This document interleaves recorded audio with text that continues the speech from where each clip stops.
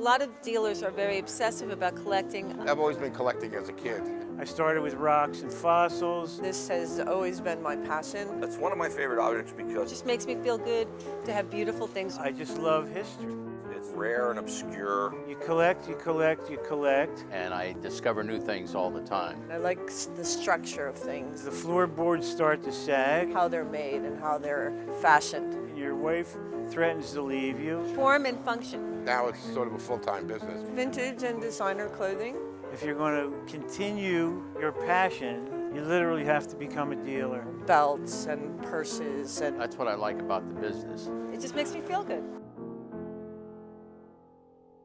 Something that particularly appealed to me was this door handle, which I got in San Francisco from some dealers from France. I envisioned it being on the door to an art supply store. I think it's from the 1950s or 60s. Susie Sad Eyes from the 1960s. It's a little mod doll. She has big eyes like the teen characters from the 60s. They were very famous for making sad-eyed children. And she has go-go boots and stockings and a mini skirt and big, big eyes. And I've had her for quite a while. A lot of times I buy things, and if I have a feeling about them, I have to hold on to them. I can't sell them right away. So I just decided recently, I think you can let Susie in the booth for sale. Last week I picked up something in a thrift store and I looked it up online and it happened to be kind of significant. These little whalebone masks signed by the artist, probably Inuit.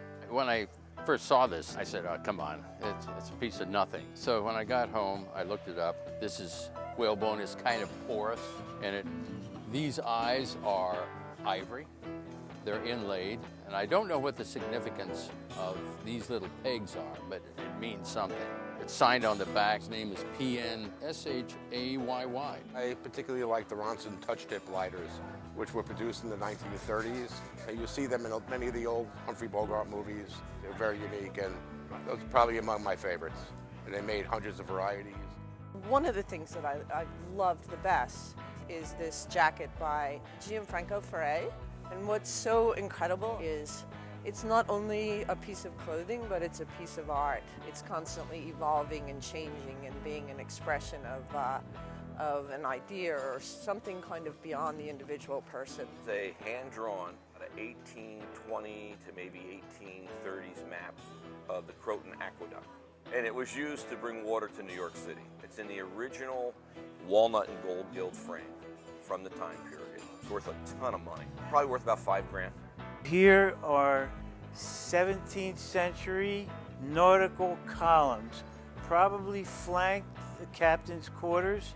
One holding the Ten Commandments and the cross. Here she's holding an anchor and a parrot. This was the embryonic period of America in the 17th century. Probably one of the early English ships from the Pilgrim era.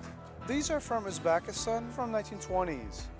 They used them as a tent decoration. These two dresses are from Paris from the 70s.